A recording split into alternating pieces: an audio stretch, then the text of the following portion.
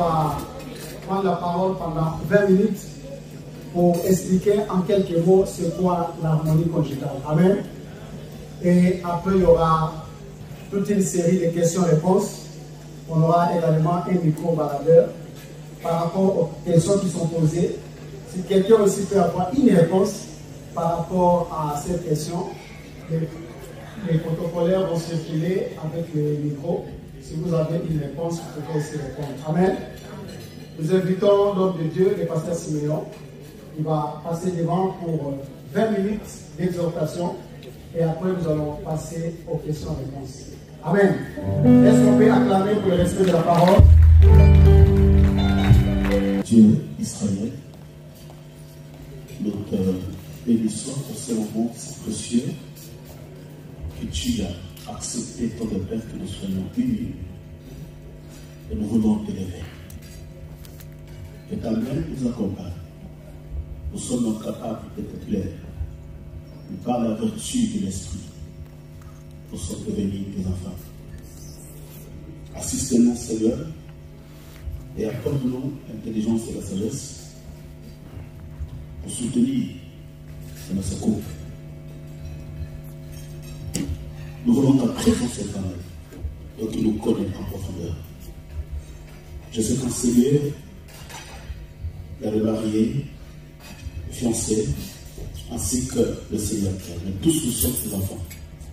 Voilà pourquoi nous avons besoin de toi. Assistez-nous et début à la fin.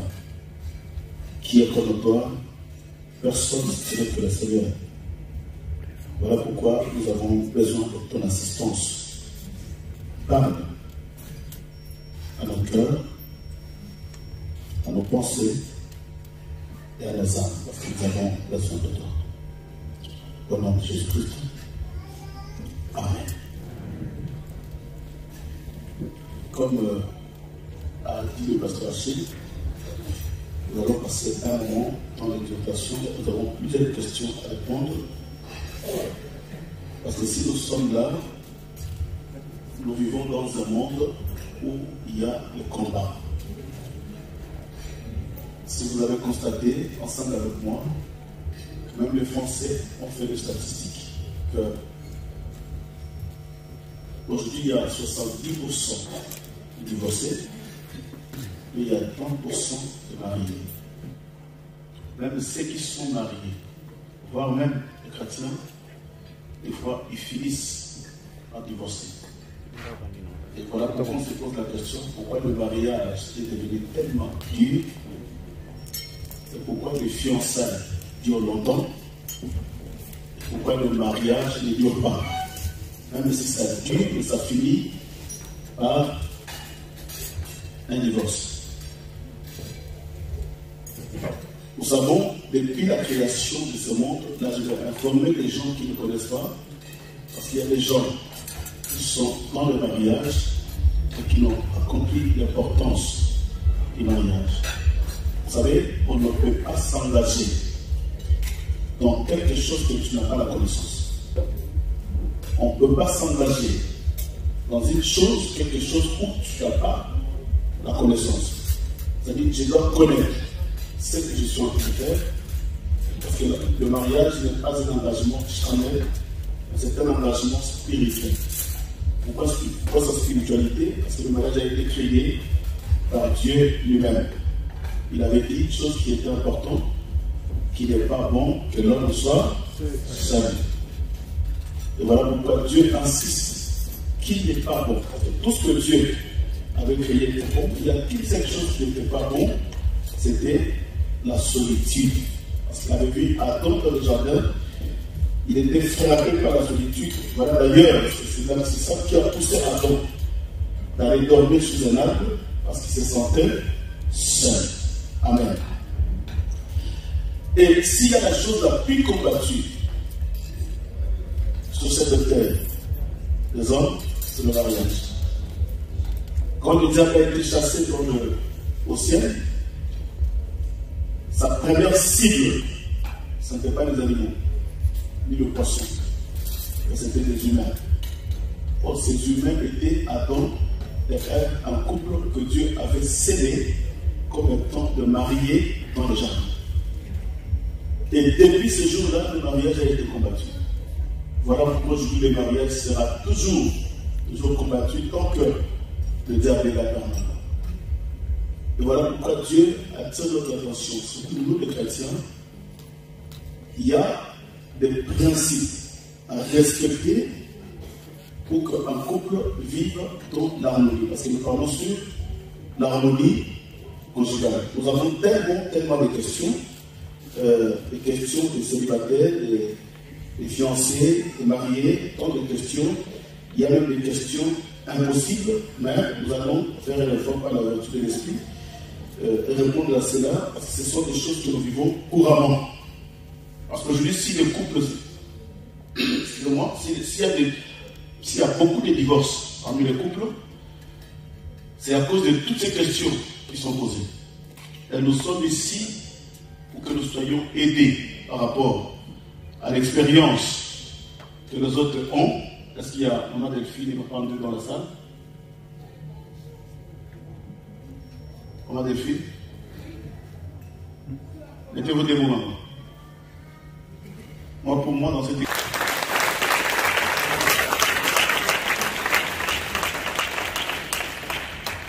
Restez debout avec le respect, un peu, Papa André, le respect, parce que c'est difficile d'avoir un couple vieux, noir, dans la rue, parce qu'on va toujours, dans la rue, il y a des couples blancs, un vieux et une vieille qui se tiennent à la main, qui se promènent en paix, avec joie. Et il y a le vieux qui est tout souvent, qui marche à côté de son vieille épouse, à côté, c'est tient la main.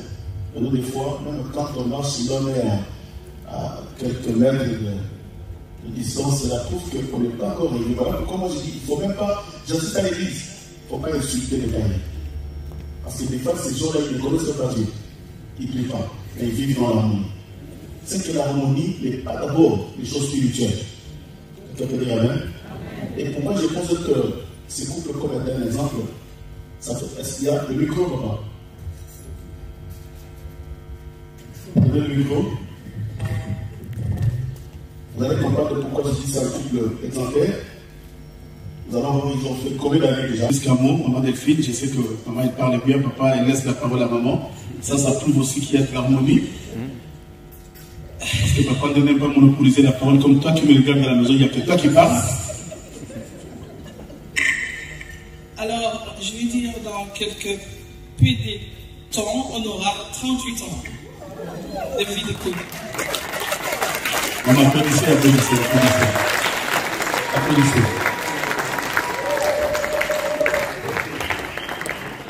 Amen. Amen.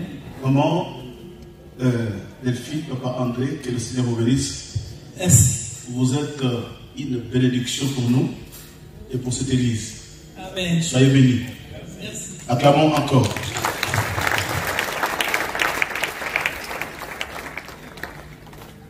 Bientôt 38 ans de mariage.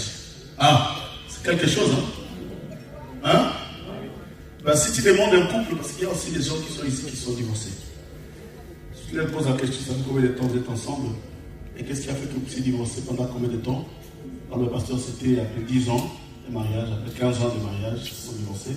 Pourquoi? C'est à cause de tout ce que nous allons, n'est-ce pas? Il y a un adage qui dit chez nous, moi, dans mon carré, quand j'appelle mon ami Colo, parce que vous allez constater qu'il y a des couples qui viennent se marier, ça fait une année, 2 ans, 10 ans, et qui sont un couple exemplaire. Plus que ceux qui sont déjà faits, ceux qui ont fait 20 ans. Un couple qui vit, des couples qui vivent dans l'harmonie, plus que les gens qui ont fait 20 ans, 30 ans. Et moi, quand je parle de mariage, j'ai un peu de l'expérience aussi, un peu. Je ne suis pas professionnel, mais ça veut aussi, avec ma femme qui vient de fêter son anniversaire, ça fait 28 ans qu'ils sont ensemble. Donc c'est quand même quelque chose.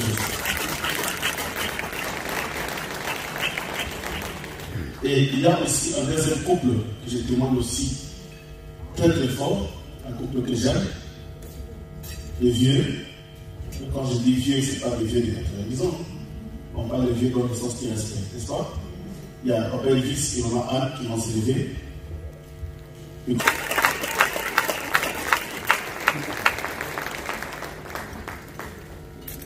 Voilà, Papa Elvis, ça fait les micros. Ah, dans la salle, n'est-ce pas? Combien d'années? On va faire 36 ans dans le mois de décembre. Ouh!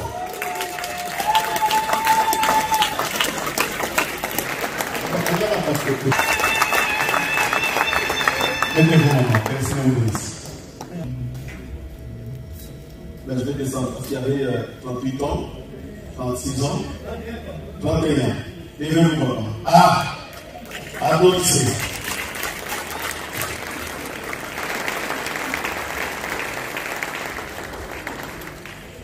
Voilà, 31 ans dans le mariage. Vous êtes une bénédiction pour nous. 30 ans. Et reste-moi se retourner. Et reste-moi se retourner dans le mariage. Parce que sinon.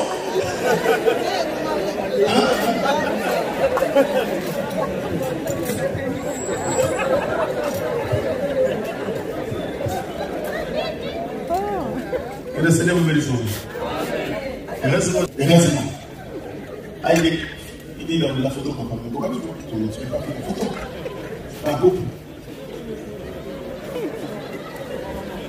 Mais allez-y quand même. Faites une photo.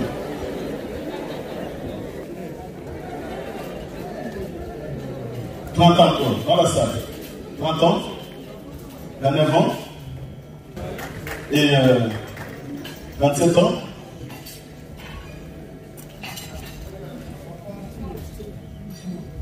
Ah, combien? 22. Bien sûr, encore, je dis 27, 25, 24, 23, 22. Ah, 23. 24. 24. Ah. Maman m'a dit, lève-toi. Voilà. 24 ans. Que le Seigneur vous bénisse. Amen. 23, 22. Papa Archie, 22. Que le Seigneur vous bénisse, maman. 21. Soyez bénis, Papa Alain. Soyez bénis, Maman Missina. Soyez bénis. 20 ans. 19 ans. Le mariage. Ensemble. 19 ans. Soyez bénis, maman. Soyez bénis. 15 ans. 16 ans. 17 ans. 15 ans. 15 ans. Que le Seigneur vous bénisse. Non, mais je vous encourage. Que le Seigneur vous bénisse. N'est-ce pas? 14 ans. Soyez bénis, soyez bénis, soyez bénis. Papa Blaise, soyez bénis. 13 ans. 13 ans. Bon, madame. Ah, Bruno, que le Seigneur vous bénisse. Cécile, combien? 12 ans, que le Seigneur vous bénisse. 11 ans. Personne. Ça ne va pas carrément. 10 ans, que le Seigneur vous bénisse. C'est Blandine. 10 ans. Ok. Maintenant, je vais descendre vite parce que là, ça arrive. 9 ans, 8 ans, 7 ans, 6 ans, 7 ans.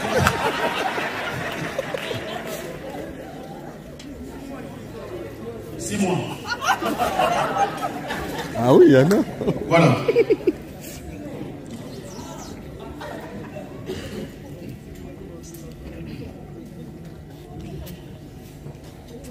Nous allons lire un petit verset.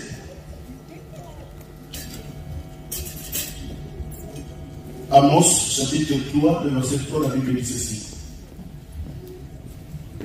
Mais je me permets de lire la Bible parce que je crois que nous sommes tous des chrétiens. Amos, chapitre 3, le verset 3. La Bible dit ceci.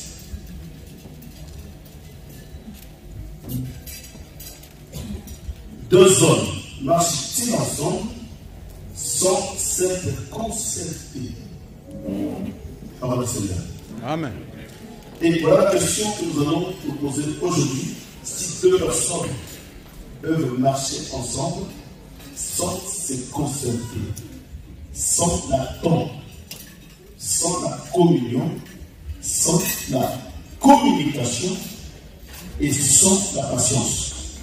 Et pendant que je étais en train de méditer sur ce thème, sur l'harmonie conjugale, c'est un thème qui est tellement vaste.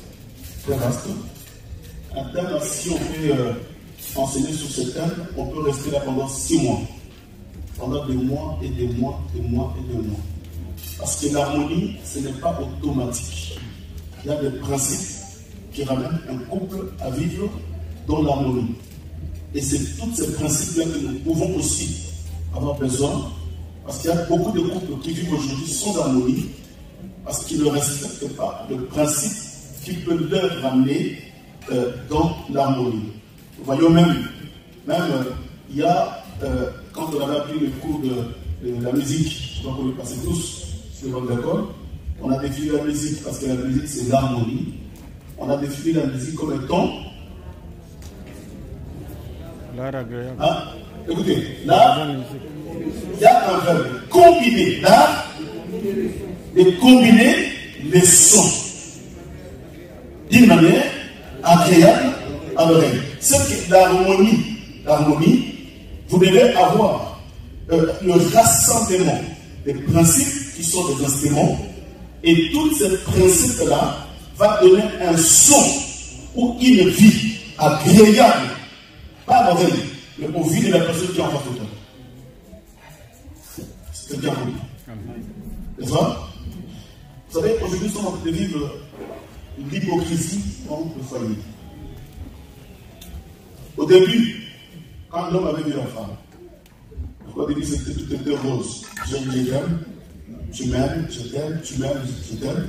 Mais au bout d'un temps, quand le diable est capable, et c'est ça d'ailleurs sa mission. Parce que moi, je le dis sincèrement, aujourd'hui, si les églises, nos églises, ne sont pas des églises fortes, c'est parce que le couple ne sont pas des couples forts. Et les familles ne sont pas des familles fortes, parce que l'église, c'est la constitution des familles. Et quand la famille n'est pas forte, l'église aussi ne peut jamais être forte. Voilà pourquoi la raison par laquelle l'église aujourd'hui souffre. Et c'est quoi l'harmonie dans un couple?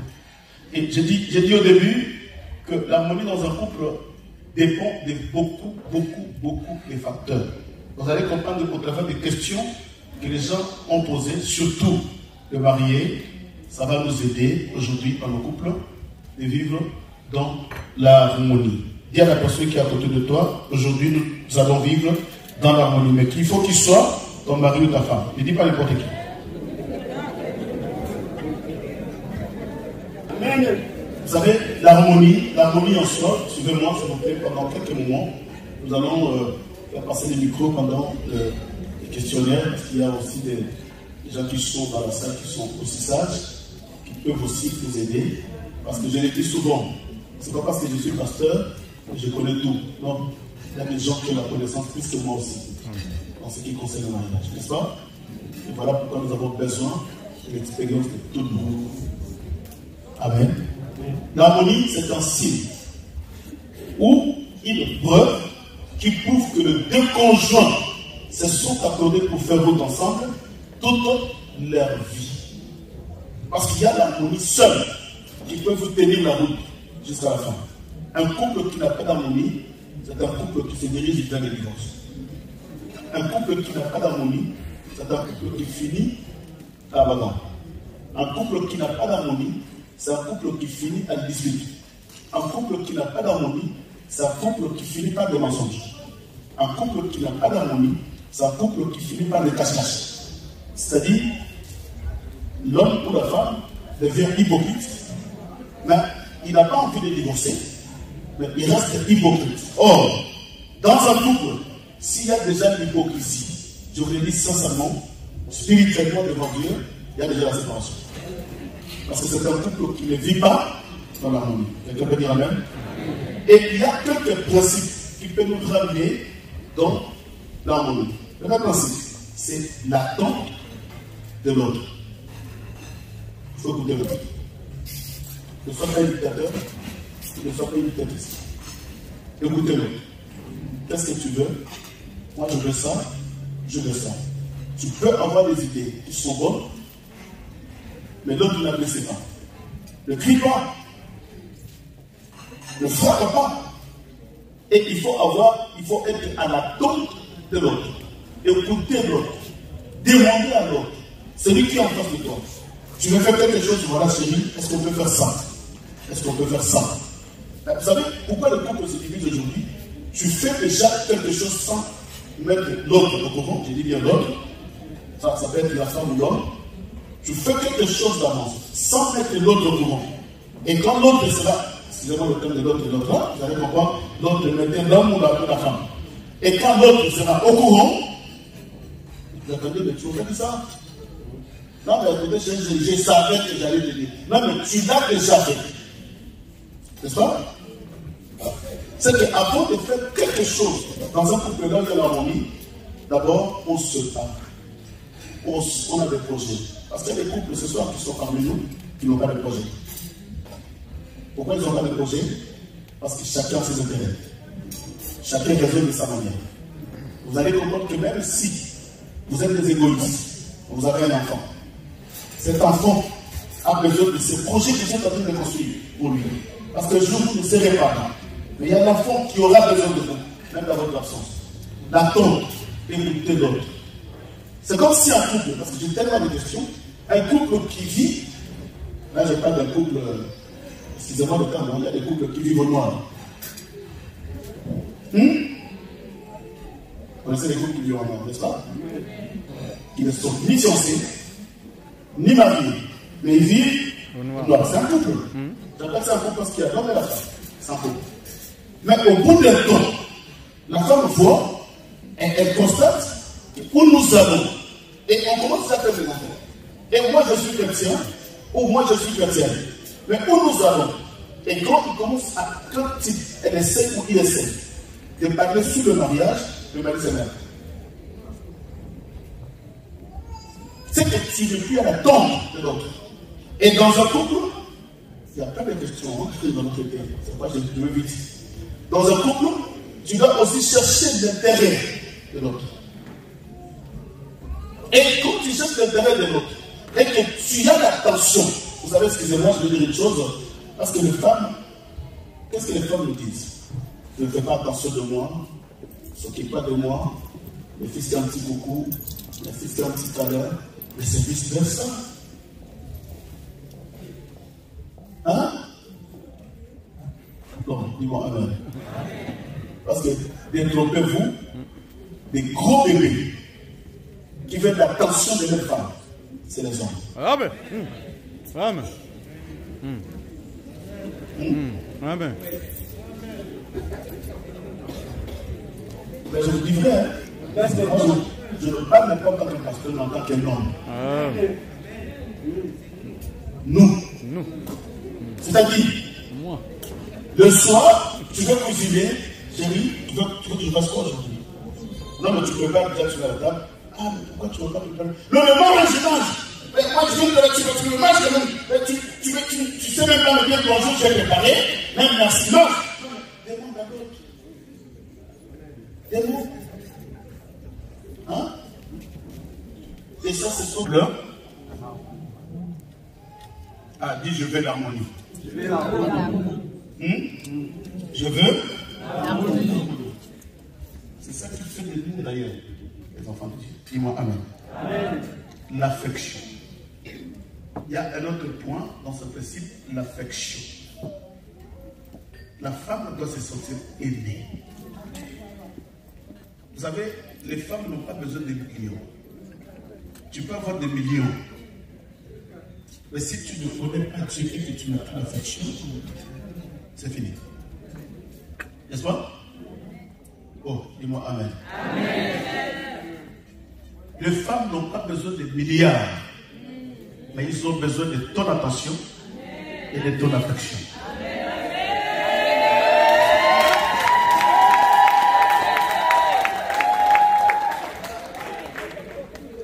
Vous savez, moi, quand je me suis marié au début, ma femme est là, j'avais tellement des erreurs, mais parce que moi j'ai laissé une femme et des enfants, mais j'ai sauté pendant la journée, je ne téléphonais pas, je ne demandais pas, même à midi, je ne demande pas, et je reviens le soir. Quand ma femme me dit, mais tu sautes du matin, soir, tu ne l'appelles pas. Mais elle n'a pas fui, mais je suis. Et vous êtes là, il n'y a rien de souci. Et moi, je trouve ça normal. Mais en réalité, ce n'est pas normal. Et toi, d'ailleurs, tu sors, tu fermes ton téléphone. C'est qu'il y a quelque chose qui ne va pas. Et quand il y a des appels, ça devient un million parce que tu ne veux pas qu'on t'appelle. Mais qu'est-ce que tu as envie de faire avec exactement? Il y a un problème. N'est-ce pas? Et tout ça, ça détruit l'harmonie dans un couple. Même si tu es à la maison. Je connais, je vous ai dit ça l'autre fois, il y a un frère de l'église ici de l'église. J'ai prié. J'ai prié, j'ai dit, Seigneur, si cela est ainsi, ou comme ce soit quand il n'a pas d'aide, il faut le connaître. Le frère, même s'il va dans la toilette, il prend son téléphone. Et vous savez quoi? Un jour, le frère est sorti en kilote parce qu'il était dans la salle de bain. Mais là, c'était son téléphone sonné au salon. Mais le frère courait comme un malade. Juste comme ça, il a bien dit avec les enfants. Mais qu'est-ce qu'il y a? Non. Mais pourquoi? Parce que son téléphone l'a sonné. Il est tout. Et il change de porte. Là, il y a un problème. C'est comment un couple peut vivre le temps d'harmonie si c'est le téléphone qui vous divise. Des petites choses très, très importantes. Nous sommes des chrétiens. Voilà pourquoi moi je dis à l'église que si nous sommes réellement des chrétiens, et quand tu te maries, tu n'as pas une vie privée. C'est ça? Ah, dis la personne, il y a quand même la confiance. Hein? La confiance à son ou à sa partenaire. Moi je vous dis, ma femme, elle est là, ma femme peut sortir le matin. Elle revient à minuit, même à 3h du matin. Je vais lui poser une question. Non, mais j'étais avec maman Carlo, on a fait ceci, parler. Mais pendant qu'il n'y a pas de confiance, toutes ces langages-là deviennent ambigus. S'il a dit ça, c'est qu'il est en train de cacher quelque chose qui est. Mais tu commences à étudier la personne. Pourquoi tout ça? Parce que tu n'as pas confiance en elle. Voilà pourquoi vous allez constater dans les églises d'aujourd'hui. Quand le pasteur est là, on connaît des filles, des jeunes sœurs de l'église, il y a sa femme qui chiant à côté. Qu'est-ce qu'ils vont dire? J'ai vu cette sœur-là qui regardait à gauche. Mais comment tu peux faire ça? Parce que tu n'as pas confiance. La confiance, c'est la base. Quand on n'a pas confiance, c'est fini. Déjà que ton téléphone sur lui. Mais décroche! Je sais qu'il y a un couple qui s'y sont bagarrés ici. Il y a un couple de l'église. Pourquoi? Parce que sa femme, il y a son téléphone qui sonne. Et sa femme regarde le téléphone qui lui pose. Il y a son mari qui dit décroche! Non, je ne veux pas décrocher. Pourquoi? Mais décroche! Non, mais je te dis, c'est TikTok, tu me déranges tout le temps, il me demande d'argent, je n'ai pas d'argent. Non, tu dois décrocher! Et quand l'appel est coupé, le frère est sauté sur sa femme. Ce sont des ex qui l'appellent. Il dit, mais prends le téléphone. Prends le téléphone. Et il voit le téléphone, c'est un tel numéro inconnu. Anonyme d'ailleurs. Ah, le message tout confirmé. 2 minutes après, le même numéro va encore appeler.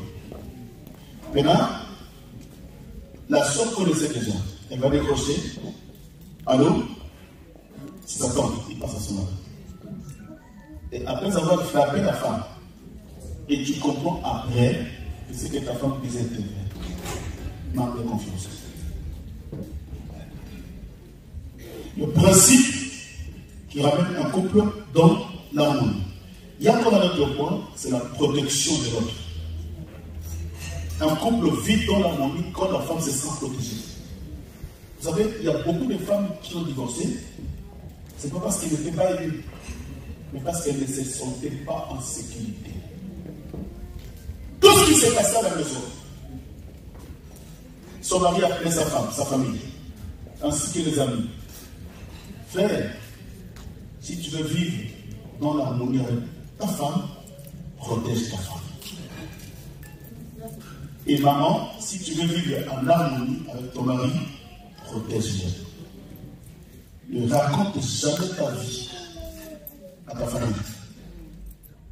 Ils ne donneront jamais de bons conseils. Ils vont haïr l'autre, mais vous serez vivre ensemble. Et tu as déjà détruit l'harmonie dans un couple. La pro, et dis-la, protège-moi. Comment ça va le protéger?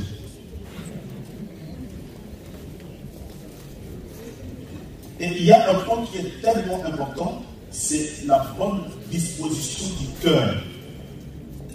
Et ça, par là, nous voyons l'amour. Vous savez, aimer a beaucoup de sens. On peut vivre avec quelqu'un à contraire sans aimer.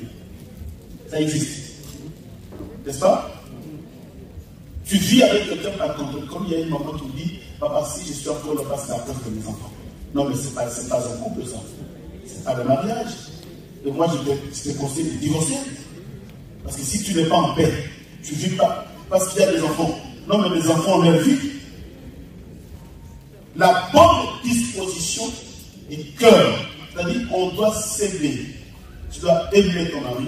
Et ton mari doit aussi t'aimer. Et cet amour-là n'a pas de limite.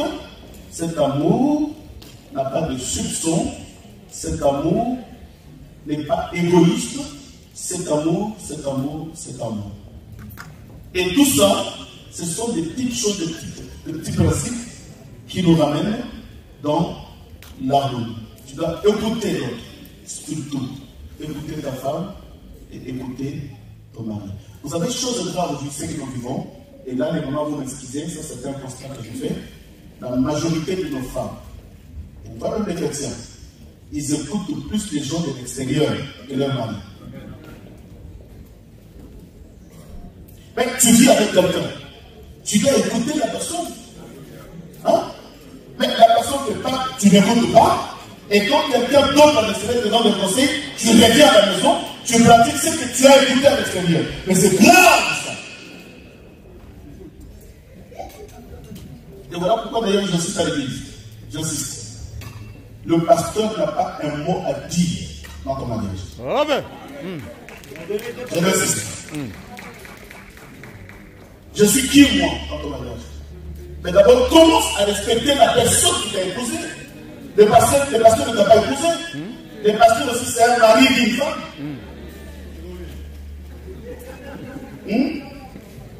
Non, le pasteur a dit. Moi, le pasteur a dit, je ne ferai pas. Qui est le pasteur? C'est qui? Et à la maison, tu n'as pas le respect. Mais à l'église, papa pasteur. Papa pasteur. Là, avec beaucoup de respect. Hypocrite.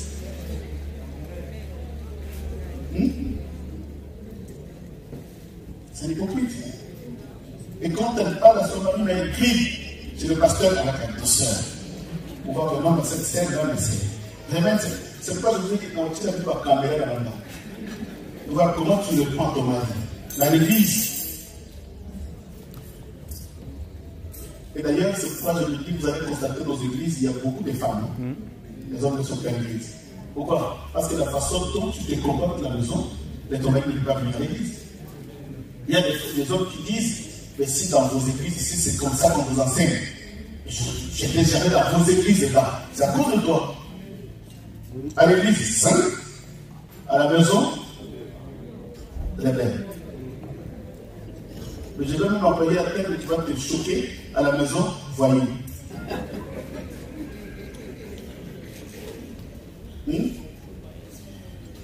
Non, dis-moi amen. Non, un grand amen.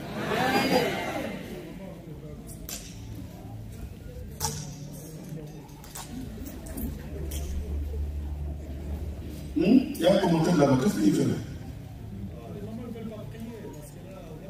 Non, mais même s'il dit pas bien les mots, ils vont dire amen. Parce que c'est la vérité. Ah oui? Déjà, une femme qui crie à son mari, précisément, de dire ça, c'est une mauvaise femme. Même dans la Bible, c'est dit, avec l'homme, il faut voir. D'ailleurs, même Dieu reconnaît la femme dans la douceur. Nous connaissons mal les soldats. Et quand tu parles de plus qu'un homme, c'est très grave. Alors quand tu vois la femme commence à frapper comme l'homme, crier sur l'homme, dis-toi qu'il y a quelque chose qui ne va pas. Parce que la femme, c'est la tendresse. La femme, elle apporte la joie dans le monde. S'il y a des soucis, un élément déparatrice de tout ce qui se passe à la maison, c'est la femme. Parce que Dieu lui a doté de la tendresse. Vous savez, je le dis sincèrement. Tu peux avoir 50 ans, plus de 50 ans comme moi, et que tu as une femme de 20 ans. Une fille de 20 ans peut t'emballer. Je dis c'est vrai. Mais ce n'est pas ton âge qui va influencer la fille de 20 ans, elle va t'emballer. Il va jouer avec toi comme un bouchon. Et nous les hommes, on se trompe des fois. On croit que comme je suis plus âgé, je suis plus mature, mais je vais la rabaisser. Non, mais si la femme, une fille de 18 ans veut jouer avec toi, elle va jouer avec toi. Parce que Dieu les a dotés d'une intelligence énorme. Et ça, je le dis, les femmes sont plus intelligentes que les hommes. Et plus malignes que les hommes.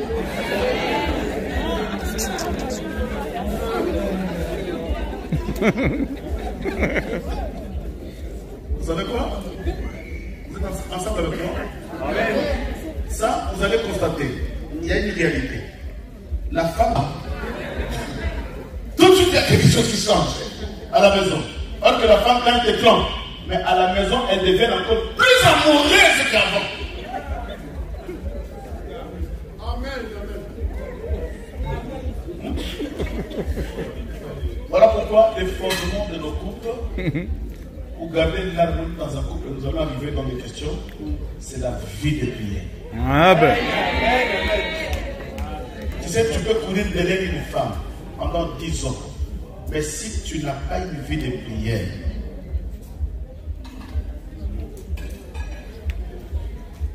amen. Non, dis-moi amen. Amen. Et sur quoi l'harmonie se produit? L'harmonie dans un couple se produit, premièrement, par de belles paroles, mutuellement. Vous savez, même moi je témoigne, je parle plutôt de moi, n'est-ce pas? Moi, quand je me suis marié en 92.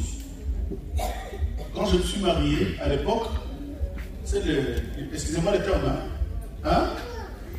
On avait cette image-là des Congolais. Vous connaissez les Congolais? C'est moi l'homme, c'est moi qui t'ai épousé, je ferme ta gueule, tout ce que j'ai dit, tu m'entends, c'est moi qui fais, c'est moi qui dis, c'est moi. Et pendant que tu fais ça, la femme ne dit rien. Tu crois que tu es en train de dominer, tu gagnes et tu détruis ton foyer. Parce que la femme n'est pas en paix. La femme n'est pas à l'aise. Parce qu'elle a peur de s'exprimer. Elle veut s'exprimer, mais elle sent qu'elle ne peut pas. Parce que tu montres tellement, tu cries tellement, qu'il y a la dictature qui s'est installée. Et à la fin, heureusement à l'époque, on avait des postes, des vrais serviteurs qui nous ont aidés pour arriver là où je suis. C'est dans ce temps de mariage que j'ai appris beaucoup de choses. Et il y a eu des gens qui m'ont conseillé, qui n'étaient pas de mon âge, des jeunes, qui me connaissaient, et qui connaissaient Dieu. Et voilà pourquoi à chaque instant, nous avons besoin de conseils. Ne regarde pas ton âge. Toi, tu n'es pas fait la clèche. C'est en 4 ans, moi j'ai 60 ans. Celui ça ne veut rien dire. Rien. Parce que la connaissance exclut l'âge. N'est-ce pas? Et qu'est-ce qui attire l'harmonie? C'est des bonnes paroles. Vous savez, moi je dis souvent que tu peux avoir à dire à ta femme ou à ton mari, mais la façon dont tu présentes la chose, tu la présentes mal. Et ça, c'est une femme. Là, je vais encore insister. Je le dis sincèrement. Écoutez-moi, est-ce que les mamans sont ici?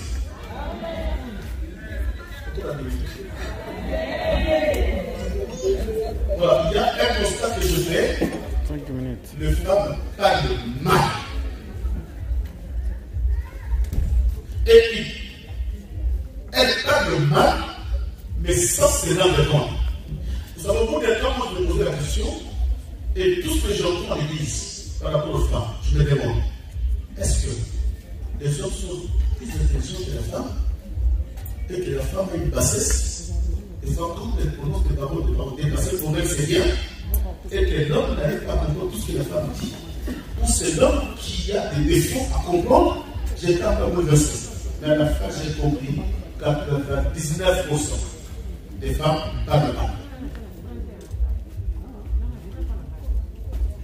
Nous allons prier le Seigneur, lui qui a été avec nous depuis le début de cette journée, lui qui a été le planificateur de cette journée, lui qui a parlé au travers de son serviteur, et par la sagesse divine, au travers de son serviteur, il a répondu à nos attentes. Nous allons bénir le Seigneur et remettre le chemin de nous entre les mains de Dieu. Prions au nom de Jésus.